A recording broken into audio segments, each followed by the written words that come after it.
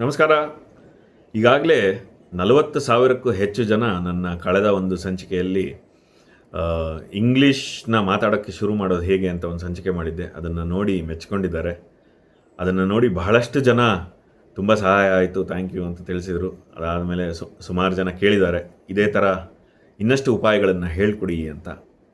ಅಂಥವರಿಗಾಗಿ ನಿಮ್ಮ ಇಂಗ್ಲೀಷ್ ಕಲಿಕೆ ಇನ್ನೂ ಸುಲಭವಾಗಲಿ ಅಂತ ಹೇಳಿ ಇನ್ನೊಂದು ಚಟುವಟಿಕೆಯ ಬಗ್ಗೆ ಅಥವಾ ಅಭ್ಯಾಸದ ಬಗ್ಗೆ ಇವತ್ತು ನಿಮಗೊಂದು ಕಿವಿ ಮಾತು ಹೇಳೋಣ ಅಂತ. ಮೊದಲಿಗೆ ನನ್ನದೊಂದು ಪ್ರಶ್ನೆ, ಯಾಕೆ ನಮಗೆ ಕನ್ನಡ ಮಾತಾಡೋದು ಬಹಳ ಸುಲಭ, ಅದೇ ಯಾಕೆ ಇಂಗ್ಲೀಷ್ ಭಾಷೆ ಮಾತಾಡೋದು ಕಷ್ಟ ಆಗುತ್ತೆ? ಇದನ್ನು ಮೊದಲು ಅರ್ಥ ಮಾಡ್ಕೊಳ್ಳೋಣ. ಕನ್ನಡ ಮಾತಾಡೋದು, ಈಗ ಭಾಷೆ ಯಾವುದೇ ಮಾತಾಡೋದಕ್ಕೆ 3 ಮೆಟ್ಟಿಲಿರುತ್ತೆ. ಒಂದು ಭಾಷೆಯ ಭಾವ, ಭಾಷೆ ಏನು ಮಾತಾಡಬೇಕು, ಅದರ ಭಾವ ಹೇಗೆ, ಬಳಕೆ ಏನು ಅನ್ನೋದು ನಮ್ಮ ಹೃದಯದಿಂದ ಹುಟ್ಟುತ್ತೆ. ಎರಡನೇದದ್ದು ಅದಕ್ಕೆ ಬೇಕಾದಂಥ ಪದಪುಂಜ, ಏನೇನು ಪದಗಳು ಬೇಕಾಗುತ್ತೆ ಆ ಪದದ ಸಪ್ಲೈ ನಮಗೆ ಒಳಗಡೆ ಸ್ಟೋರ್ ಆಗಿದ್ದರೆ ತಲೆಯಲ್ಲಿ ಅದೆಲ್ಲ ಅಲ್ಲಿಂದ ಬರುತ್ತೆ.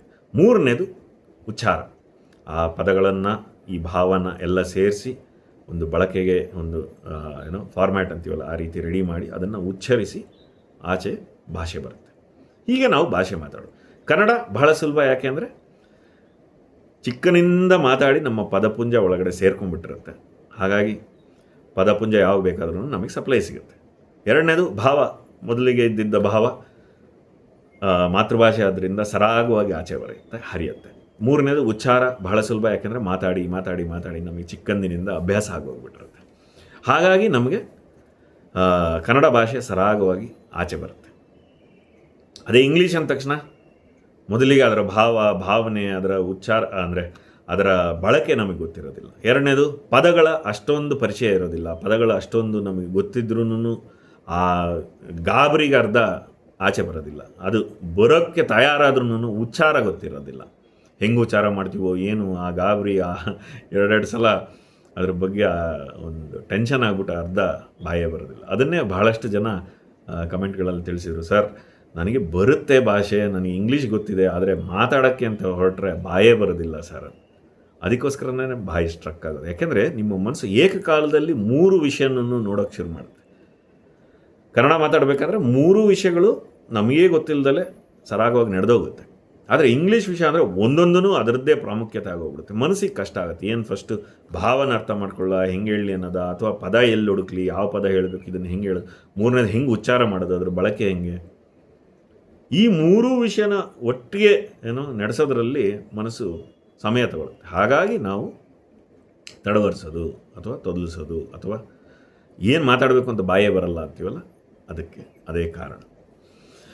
ಇದಕ್ಕೆ ಇನ್ನೊಂದು ಎಕ್ಸಾಂಪಲ್ ಕೊಡ್ಬೋದು ನಾನು ನಿಮಗೆ. ಜಗ್ಲಿಂಗ್ ಅಂತ ಕರಿತೀವಿ ಇಂಗ್ಲೀಷ್ನಲ್ಲಿ.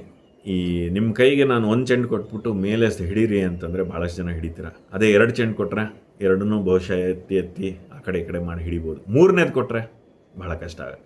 ಅದೇ 5 ಮಾಡಿ ಅಂತಂದರೆ ಸಾಧ್ಯನೇ ಇಲ್ಲ ಅಂತಾರೆ. ಅದೇ ಒಬ್ಬ ಮನುಷ್ಯ ಇದನ್ನು ಮಾಡಬೇಕು ಅಂತ ನಿರ್ಧಾರ ಮಾಡಿ 1 ವರ್ಷಗಳ ಕಾಲ ಕಷ್ಟಪಟ್ಟು ಪ್ರತಿನಿತ್ಯ ಅದನ್ನು ಪ್ರಯತ್ನಪಟ್ಟು ಪರಿಶ್ರಮದಿಂದ ದಿನ ಮಾಡ್ದ ಅಂತ ಇಟ್ಕೊಳ್ಳಿ, 1 ವರ್ಷದಲ್ಲಿ ಏನಾಗುತ್ತೆ, ಪಂಡಿತ ಆಗೋಗ್ತಾನೆ ಆ ಮನುಷ್ಯ ಆ ವಿಷಯದಲ್ಲಿ, ಅಲ್ವಾ? ಅದೇ ರೀತಿ ಭಾಷೆಯ ಒಂದು ರಹಸ್ಯನೇ ಅಷ್ಟು, ಬಳಕೆ, ದಿನನಿತ್ಯ ಬಳಕೆ ಮಾಡಬೇಕು. ಈಗ ನನ್ನ ಕಳಸಂಚಿಕೆನೆಲ್ಲ ಆಲ್ರೆಡಿ ತಿಳಿಸಿದ್ದೀನಿ ನಾನು, ಅದರ ಉಪಾಯಗಳು ಹೇಗೆ ಇಂಗ್ಲೀಷ್ನ ಪ್ರತಿನಿತ್ಯ ಮಾತಾಡೋದಕ್ಕೆ ಏನೇನು ದಾರಿಗಳಿದೆ, ಕಸ್ಟಮರ್ ಕೇರ್ ಹತ್ರ ಮಾತಾಡೋದು ಅಥವಾ ಎನ್ಕ್ವೈರಿ ಥರ ಮಾತಾಡೋದು, ಹೀಗೆ ಇತರೆ ಬಹಳಷ್ಟು ಉಪಾಯಗಳು ಹೇಳಿದ್ದೀನಿ. ನೀವು ಅಕಸ್ಮಾತ್ ಆ ವಿಡಿಯೋ ನೋಡಿಲ್ಲ ಅಂದರೆ ದಯವಿಟ್ಟು ಹೋಗಿ ನೋಡ್ಕೊಂಬನ್ನಿ, ಲಿಂಕ್ ಕೊಡ್ತೀನಿ ಅಥವಾ ಡಿಸ್ಕ್ರಿಪ್ಷನಲ್ಲಿ ಆ ವಿಡಿಯೋ ಇರುತ್ತೆ. ಇವತ್ತು ಹೇಳೋಕ್ಕೆ ಹೊರಟಿರೋ ಉಪಾಯ ಏನಂದರೆ, ನಾನು ಮಾಡಿದಂಥ ಒಂದು ಉಪಾಯ ಏನಂದರೆ ಹೆಚ್ಚೆಚ್ಚು ಮಾತಾಡೋದು, ಹೇಗೆ ಮಾತಾಡೋದು ಅಂತ ಇವತ್ತು ತಿಳಿಸ್ತೀನಿ. ಒಂದು, ಇವಾಗ ಎಲ್ಲರಿಗೂ ಕ್ಯಾಮ್ರಾ ಫೋನ್ ಬಂದುಬಿಟ್ಟಿದೆ. ಸೊ ಹಾಗಾಗಿ ಒಂದು ವಿಡಿಯೋ ಆನ್ ಮಾಡ್ಕೊಳ್ಳಿ. ವಿಡಿಯೋ ಆನ್ ಮಾಡ್ಕೊಂಬಿಟ್ಟು ಅದರ ಎದುರಿಗೆ ನಿಂತು ನಿಮ್ಮ ಜೀವನದ ಒಂದು ಯಾವುದಾದ್ರೂ ಸತ್ಯ ಘಟನೆ, ನಡೆದಿರುವಂಥ ಕತೆ ನಿಮ್ಮ ಜೀವನದಲ್ಲಿ. ಈಗ ಒಂದು ಉದಾಹರಣೆ ಅಂದರೆ, ನೀವು ಚಿಕ್ಕಂದಿನಲ್ಲಿ ಬಹುಶಃ ಯಾವುದೋ ಒಂದು ತರಲೆ ಕೆಲಸ ಮಾಡಿರ್ತೀರ. ಆ ತರಲೆ ಕೆಲಸ ಅವತ್ತಿಗೆ ಬಹಳ ಮಜವಾಗಿ ಕಂಡಿರುತ್ತೆ. ಆದರೆ ಈಗ ದೊಡ್ಡವರಾದಮೇಲೆ ಅದನ್ನು ಒಮ್ಮೆ ಹಿಂತಿರುಗಿ ನೋಡಿದಾಗ, ಅಯ್ಯೋ ನಾನು ಎಂಥ ಸಣ್ಣ ಬುದ್ಧಿ ಮಾಡಿದ್ದೆ ಅಥವಾ ನಾನು ಎಂಥ ವಿಚಿತ್ರವಾಗಿ ನಡ್ಕೊಂಡಿದ್ದೆ, ಯಾಕೆ ಹಂಗೆ ಮಾಡಿದ್ನಪ್ಪ ನಾನು ಅಂತ ನಮಗೆ ಒಂಥರ ಮುಜುಗರ ಆಗುತ್ತೆ. ಆಮೇಲೆ ಅದನ್ನು ನೆನೆಸ್ಕೊಂಡು ನಗ್ತೀವಿ. ಆ ಥರದ್ದು ಯಾವ್ದಾರು ಒಂದು ಘಟನೆ ತಗೊಳ್ಳಿ, ಅಥವಾ ನಡೆದಿರುವಂಥ ಯಾವುದೇ ಕಥೆ ಇರ್ಬೋದು, ಘಟನೆ ಇರ್ಬೋದು, ನಿಮಗೆ ಒಳಗಡೆ ಉಳಿದಿರಬೇಕು, ಅಚ್ಚಾಗಿ ಉಳಿದಿರುವಂಥ ಘಟನೆ ಅಂತ ತೆಕ್ಕೊಳ್ಳಿ. ಅದನ್ನು ತಗೊಂಡು ಇಂಗ್ಲೀಷ್ನಲ್ಲಿ ಅದನ್ನು ಹೇಳೋಕ್ಕೆ ಶುರು ಮಾಡಿ, ವಿವರಿಸೋಕ್ಕೆ ಶುರು ಮಾಡಿ. ಕಥೆಯನ್ನು ನರೇಷನ್ ಅಂತ ಕರಿತೀವಿ. ನರೇಟ್ ಮಾಡಿ ಕ್ಯಾಮ್ರಾಗೆ. ಮೊದಲಿಗೆ ನೀವು ಶುರು ಮಾಡಿದಾಗ, ಇಂಗ್ಲೀಷ್ನಲ್ಲಿ ಮಾತಾಡೋಕ್ಕೆ ಶುರು ಮಾಡಿದಾಗ ಬಹಳ ಕಷ್ಟ ಆಗ್ಬೋದು. ಒನ್ಸ್ ಅಪಾನ್ ಎ ಟೈಮ್ ಅಂತ ಹೇಳೋದನ್ನು ಬಹಳಷ್ಟು ಜನಕ್ಕೆ ಪಾಪ ಗೊತ್ತಿರೋಲ್ಲ. ಅಲ್ಲಿಂದನೂ ಕಷ್ಟ ಆಗ್ಬೋದು. ಕಷ್ಟಪಟ್ಟು ಪದಗಳನ್ನು ಹುಡುಕಿ ಕೆದಕಿ ತೆಗೀರಿ. ನಮ್ಮ ಬ್ರೈನ್ ಒಳಗಡೆ ಎಷ್ಟು ಪದಗಳಿದೆ ಅದಷ್ಟು ಇಂಗ್ಲೀಷ್ ಎಷ್ಟು ಬರುತ್ತೆ ತೆಗೀರಿ. ಬರ್ತಾ ಇಲ್ವಾ, ಕೈನಲ್ಲಿ ಒಂದು ಡಿಕ್ಷನರಿ ಇಟ್ಕೊಳ್ಳಿ, ಕನ್ನಡ ಟು ಇಂಗ್ಲೀಷ್ ಡಿಕ್ಷನರಿ.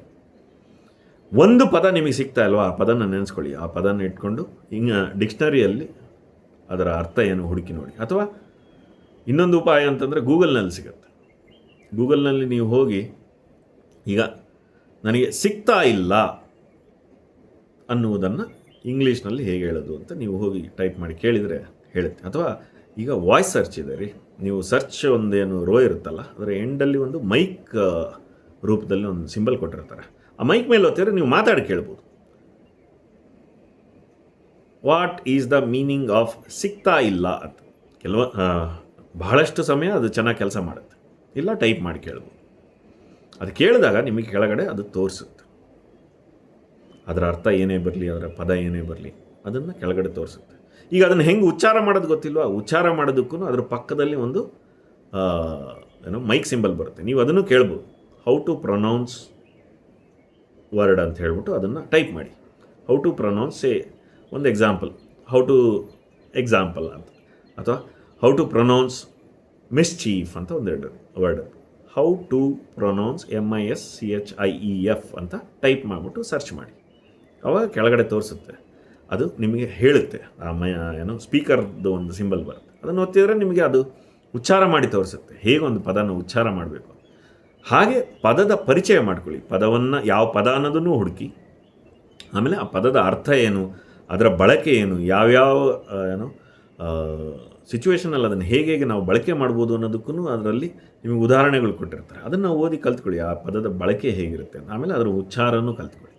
ಹೀಗೆ ಒಂದು ಪದ ನಿಮಗೆ ಅಕಸ್ಮಾತ್ ಬರ್ತಾ ಇಲ್ಲ, ಅದು ಎಲ್ಲೋ ಒಂಥರ ನಿಂತೋಯ್ತು, ಸ್ಟಕ್ ಆಯಿತು, ಬಾಯಿ ತೊದಲ್ತಾ ಇದೆ, ಬಾಯಲ್ಲಿ ಏನು ಹೇಳಬೇಕನ್ನೋದೇ ಗೊತ್ತಾಗ್ತಿಲ್ಲ ಅಂದಾಗ ಆ ಪದದ ಪರಿಚಯ ಮಾಡ್ಕೊಳ್ಳಿ. ಅಲ್ಲಿಂದ ನಿಮಗೆ ಆ ಪದದ ಪರಿಚಯ ಬರುತ್ತೆ. ಅದಾದ ಮೇಲೆ ಆ ಪದದ ಉಚ್ಚಾರನೂ ಅದೇ ರೀತಿ ಗೂಗಲ್ನಲ್ಲಿ ಕೇಳಿ ಕಲ್ತ್ಕೊಂಡು. ಹಾಗಾಗಿ ಈ 3 ಸ್ಟೆಪ್ಗಳಲ್ಲಿ ನೀವೆಲ್ಲೇ ಸ್ಟ್ರಕ್ ಆದ್ರೂ, ಈಗ ಪದ ಗೊತ್ತಿದೆ ಆದರೆ ಅದ್ರ ಬಳಕೆ ಗೊತ್ತಿಲ್ಲ, ಬಳಕೆ ಗೊತ್ತಿದೆ ಆದರೆ ಉಚ್ಚಾರ ಮಾಡೋಕ್ಕಾಗ್ತಾ ಇಲ್ಲ, ಈ ಥರ ನಿಮಗೆ ಈ 3 ಸ್ಟೆಪ್ಗಳಲ್ಲಿ ಎಲ್ಲೇ ನೀವು ಸ್ಟ್ರಕ್ ಆದ್ರೂ ನೀವು ಒಮ್ಮೆ ಹೋಗಿ ಆ ಪದವನ್ನು ಪೂರ್ತಿಯಾಗಿ ಅರ್ಥ ಮಾಡಿಕೊಂಡು ಜೀರ್ಣ ಮಾಡ್ಕೋಬೇಕು. ಅಲ್ಲಿಂದ ನಿಮ್ಮ ಭಾಷಾ ಬೆಳವಣಿಗೆ ಶುರುವಾಗುತ್ತೆ, ಇಂಗ್ಲೀಷ್ ಬೆಳವಣಿಗೆ ಶುರುವಾಗುತ್ತೆ. ಈ ರೀತಿ ನೀವು ಈ ಕಥೆಯನ್ನು ನಿಂತು ಪೂರ್ತಿಯಾಗಿ ಒಂದೇ ಟೇಕ್ನಲ್ಲಿ, ಹೇಗೆ ನಾನು ವೀಡಿಯೋಸ್ ಮಾಡ್ತೀನಿ, ಸ್ಟಾರ್ಟಿಂಗಿಂದ ಕೊನೆ ತನಕ ಒಂದು ಸಲ ರೆಕಾರ್ಡ್ ಹೊತ್ತಿದ್ರೆ ಕೊನೆಗೆ ಎಂಡ್ ಮಾಡಬೇಕಾದ್ರೆ ಅದು ಎಂಡ್ ಆಗುತ್ತೆ. ಆ ಥರ ಪೂರ್ತಿಯಾಗಿ ಮಾತಾಡೋಕ್ಕೆ ಯಾವಾಗ ಆಗುತ್ತೆ ಒಮ್ಮೆ ಮಾಡಿ ನೋಡಿ. ಎಲ್ಲೇ ಸ್ಟಕ್ ಆದ್ರೂ ಅದನ್ನು ಅರ್ಥ ಮಾಡಿಕೊಂಡು ಮುಂದುವರಿಬೇಕು. ನೀವು ಹಾಗೆ ಹಾರಿಸ್ಕೊಂಡು ತೇಲ್ಕೊಂಡು ನಂಗೆ ಗೊತ್ತು ಅಂದ್ಬಿಟ್ರೆ ಆವಾಗ ಕಲಿಯೋಕ್ಕಾಗಲ್ಲ. ಅಷ್ಟನ್ನು ಕಲಿತು ಒಂದು ಟೇಕ್ನಲ್ಲಿ ಯಾವತ್ತು ಮಾಡೋಕ್ಕಾಗತ್ತೆ. ಎಷ್ಟೇ ದಿನ ತಗೊಳ್ಳಿರಿ, ಎಷ್ಟೇ ತಿಂಗಳುಗಳು ತಗೊಳ್ಳಿ, ವರ್ಷನೇ ತಗೊಳ್ಳಿ, ಬಿಡಬೇಡಿ. ಆ ಕಥೆಯನ್ನು ಪೂರ್ತಿ ಶುರುವಿನಿಂದ ಕೊನೆಯ ತನಕ ಒಂದು ನರೇಷನ್ ಇಂಗ್ಲೀಷ್ನಲ್ಲಿ ಕೊಡೋಕ್ಕಾಗುತ್ತಾ ಅಂತ ನೋಡಿ. ಆ ಕೊಟ್ಟಾದ ದಿನ ನಿಮಗೆ ಖುಷಿ ಅನಿಸಿದರೆ ಅದನ್ನು ಕೂತ್ಬಿಟ್ಟು ಒಮ್ಮೆ ವಾಪಸ್ ಪ್ಲೇ ಮಾಡಿ ನೋಡಿ. ಒಂದು ಪೂರ್ತಿ ನಿಮ್ಮ ಬಾಲ್ಯದ ಒಂದು ಕಥೆಯನ್ನು ನೀವು ಇಂಗ್ಲೀಷಲ್ಲಿ ಹೇಳಿ ಮುಗಿಸಿರ್ತೀರ. ಆ ಹೇಳಿ ಮುಗಿಸಿದ್ದನ್ನು ನೀವು ಕೂತ್ಕೊಂಡು ಒಂದಿನ ನೋಡಿದರೆ ಅಲ್ಲಿಂದ ನಿಮ್ಮ ಆತ್ಮವಿಶ್ವಾಸ ಆಕಾಶದಷ್ಟು ಎತ್ತರಕ್ಕೆ ಬೆಳೆಯುತ್ತೆ. ನೀವು ಅಲ್ಲಿ ತನಕ ಏನು ಅವಮಾನ ಪಡ್ತಾಯಿದ್ರಿ ಅಥವಾ ಸಂಕೋಚ ಪಡ್ತಾಯಿದ್ರಿ, ಆ ಒಂದು ಏನು ಖಿನ್ನತೆ ಇತ್ತು ನಿಮ್ಮಲ್ಲಿ, ಅಯ್ಯೋ ನನಗೆ ಇಂಗ್ಲೀಷ್ ಬರಲ್ವೇ, ಜನ ಎಲ್ಲ ನಗ್ತಾರಲ್ಲ ಅನ್ನೋದು ಅಲ್ಲಿಂದ ದೂರ ಆಗೋಕ್ಕೆ ಶುರು ಆಗುತ್ತೆ. ಎಲ್ಲಿಂದ ಬೇಕಾದ್ರೂ ಮಾಡ್ಬೋದು ರೀ. ತೋಟದಲ್ಲಿ ಮಾಡಿ, ಒಬ್ಬರೇ ಇದ್ದಾಗ ಅಡುಗೆ ಮಾಡ್ಕೋತಾ ಮಾಡಿ, ಏನೋ ಕೆಲಸ ಮಾಡ್ಕೋತಾ ಮಾಡಿ, ಒಬ್ಬರೇ ಮಾತಾಡಿ. ಆದರೆ ರೆಕಾರ್ಡಿಂಗ್ ಮಾಡಿ, ರೆಕಾರ್ಡಿಂಗ್ ಮಾಡಲೇಬೇಕಂತಲ್ಲ, ರೆಕಾರ್ಡಿಂಗ್ ಮಾಡಿ ನೋಡಿದರೆ ಅಟ್ಲೀಸ್ಟ್ ಆ ಕೊನೆ ಟೇಕ್ ಏನಿರುತ್ತಲ್ಲ, ಆ ಕೊನೆ ಟೇಕ್ ಒಂದು ಟೇಕ್ನ ರೆಕಾರ್ಡಿಂಗ್ ಮಾಡಿ. ಯಾಕೆಂದರೆ ನಾವು ಹೇಗೆ ಇಂಗ್ಲೀಷ್ನ ಮಾತಾಡ್ತಿದ್ವಿ, ನಾವು ಹೇಗೆ ಕಾಣಿಸ್ತೀವಿ, ನಮ್ಮ ಉಚ್ಚಾರ ಹೇಗಿದೆ, ನಮ್ಮ ಪದ ಬಳಕೆ ಏನಿದೆ, ಅದು ಮಾತಾಡಬೇಕಾದ್ರೆ ನಮ್ಮ ಆತ್ಮವಿಶ್ವಾಸ ಎಷ್ಟು ಬೆಳೆದಿದೆ ಅನ್ನೋದು ನಮಗೆ ಗೊತ್ತಾಗುತ್ತೆ ನಾವು ಆ ರೆಕಾರ್ಡಿಂಗ್ ಮಾಡಿ ನೋಡಿಕೊಂಡ್ರೆ. ಆ ಆತ್ಮವಿಶ್ವಾಸ ಮುಖ್ಯ ರೀ. ಆ ಒಂದು ಸಣ್ಣದೊಂದು ಚಿಂಗಾರಿ ಅಂತೀವಲ್ಲ, ಆ ಒಂದು ಸ್ಪಾರ್ಕ್ ಬರಬೇಕಷ್ಟೇ ನಿಮ್ಮಲ್ಲಿ. ಹೌದು, ನಾನು ಮಾತಾಡಬಲ್ಲೆ, ಒಂದು ಪೂರ್ತಿ ಕಥೆನ ನಾನು ಹೇಳಿದೆ ಅಂತ ನಿಮ್ಗೆ ಯಾವತ್ತು ಆತ್ಮವಿಶ್ವಾಸ ಬರುತ್ತೆ, ಅಲ್ಲಿಂದ ನಾಲ್ಗೆ ಅದಾಗದೆ ಏನು ಹೊರಳಕ್ಕೆ ಶುರು ಆಗುತ್ತೆ ರೀ, ಅದಾಗದೆ ಸರಾಗವಾಗಿ ಬರೋಕ್ಕೆ ಶುರು ಆಗುತ್ತೆ. ಆ ಪರಿಚಯ ಆಗೋದಕ್ಕೆ ಇದೇ ರೀತಿ ನಾನು ಹೇಳೋದೇನೆಂದರೆ, ಒಂದು 10 ಕಥೆಗಳನ್ನು ನಿಮ್ಮ ಜೀವನದ ನಿಮ್ಮ ಎದೆಯಾಳದಲ್ಲಿ ಅಡಗಿರುವಂಥ ಒಂದು 10 ಕಥೆಗಳನ್ನು, ಘಟನೆಗಳನ್ನು ಈ ರೀತಿ ಇಂಗ್ಲೀಷ್ನಲ್ಲಿ ನರೇಷನ್ ಮಾಡೋದನ್ನು ಕಲೀರಿ. 10 ಮಾಡಿ 100 ಮಾಡಿ, ನಿಮ್ಮ ಅವಶ್ಯಕತೆ ಎಷ್ಟು ಬರುತ್ತೋ ಅಷ್ಟು ಮಾಡಿ, ನಿಮಗೆ ಮನಸ್ಸಿಗೆ ತೃಪ್ತಿ ಆಗೋಷ್ಟು. ಅಂದರೆ ನೀವು ದಿನ ಮಾಡೋದು ನಿಮ್ಮ ಅವಶ್ಯಕತೆ ಎಷ್ಟು ಅರ್ಜೆಂಟ್ ಇದೆ ಅನ್ನೋದ್ರ ಮೇಲೆ, ನೀವು ಎಷ್ಟು ಅರ್ಜೆಂಟಾಗಿ ಇಂಗ್ಲೀಷ್ ಕಲಿಬೇಕು. ಈಗ ಕೆಲವ್ರಿಗೆ ಪಾಪ ಕೆಲಸಕ್ಕೋಸ್ಕರ ಕಲೀಲೇಬೇಕಾಗಿರುತ್ತೆ, ಅಂಥವ್ರು ದಿನದಲ್ಲಿ 4-5 ಅವರ್ ಮಾಡಿ. ಅಥವಾ ನಿಧಾನಕ್ಕೆ ನಾನು ಬರೀ ಇಂಗ್ಲೀಷ್ ಕಲಿಬೇಕಂತ ಆಸೆ ಇದೆ ಅಂದರೆ ನಿಮಗೆ ಎಷ್ಟು ಸಮಯ ಇದೆಯೋ ಅಷ್ಟು. ಈಗ ನಿಮಗೆ ದಿನದಲ್ಲಿ 15 ನಿಮಿಷ ಸಿಗುತ್ತಾ ಮಾಡಿ, 1 ಗಂಟೆ ಸಿಗುತ್ತಾ ಮಾಡಿ. ಎಷ್ಟು ಹೆಚ್ಚು ಮಾಡ್ತೀರಾ, ಆಮೇಲೆ ಪ್ರತಿದಿನ ಮಾಡೋದು ಬಹಳ ಮುಖ್ಯ. ನೀವು ಇದನ್ನು ಮಾಡ್ತಾ ಹೋದರೆ ಆಟೋಮೆಟಿಕ್ ನೀವು ನೋಡ್ತಾನೆ ನಿಮಗೆ ಒಂದಿನ ಆಶ್ಚರ್ಯ ಆಗುತ್ತೆ, ಹೌದಲ್ಲಪ್ಪ ನನ್ನ ಬಾಯಿಂದ ಈ ಥರ ಇಂಗ್ಲೀಷ್ ಬರೋಕ್ಕೆ ಶುರು ಆಗಿದೆ. ಆ ರೆಕಾರ್ಡಿಂಗ್ಗಳನ್ನು ಹೆಮ್ಮೆಯಿಂದ ಇಟ್ಕೊಳ್ಳಿ, ಖುಷಿಪಡಿ. ಒಂದು ಪೂರ್ತಿ ರೆಕಾರ್ಡಿಂಗ್ ಆಗಿದ್ದು ಯಾವುದಾದ್ರೂ ಇದ್ದರೆ, ಯಾವ ಥರ ಒಂದಿನ ನಿಮಗೆ ಖುಷಿ ಅನಿಸಿದರೆ, ನಾನು ಹೇಳಿದ್ದೇನಾದ್ರು 4 ಮಾತು ಉಪಯೋಗ ಆಯಿತು ಅಂತ ಅನಿಸಿದರೆ ನನಗೂ ಶೇರ್ ಮಾಡಿ, ನಾನು ನೋಡಿ ಸಂತೋಷ ಪಡ್ತೀನಿ. ಹೀಗೆ ನಿಮ್ಮ ಇಂಗ್ಲೀಷ್ ಕಲಿಕೆಗೆ ಇದೊಂದು ಅಂಶನ ಸೇರಿಸ್ಕೊಳ್ಳಿ, ಇದೊಂದು ಅಭ್ಯಾಸನ ಸೇರಿಸ್ಕೊಳ್ಳಿ. ನಿಮ್ಮ ಇಂಗ್ಲೀಷ್ ಕಲಿಕೆಯ ಏನೊಂದು ಪ್ರಯಾಣ ಇದೆ ಸುಗಮವಾಗಿ ನಡೀಲಿ. ಚೆನ್ನಾಗಿ ಕಲಿತ ಮೇಲೆ ಆ ಒಂದು ರೆಕಾರ್ಡಿಂಗ್ನ ಆದರೆ ಒಂದು ಸಲ ಶೇರ್ ಮಾಡಿ, ನಾನು ನೋಡಿ ಖುಷಿ ಪಡ್ತೀನಿ. ಇಲ್ಲ ಒಂದು ಒಳ್ಳೆ ಇಂಗ್ಲೀಷ್ನಲ್ಲಿ ಒಂದು ಥ್ಯಾಂಕ್ ಯು ಹೇಳಿ. ಕನ್ನಡ ಮರ್ತು ಬಿಡ್ಬೇಡ್ರಿ, ಕನ್ನಡನೇ ಮುಖ್ಯ, ಕನ್ನಡನೇ ಸತ್ಯ. ಕನ್ನಡನ ಚೆನ್ನಾಗಿ ಮಾತಾಡೋದು ಕಲೀರಿ. ಕೊನೆಯದಾಗಿ, may the force be with you. ಶುಭವಾಗಲಿ.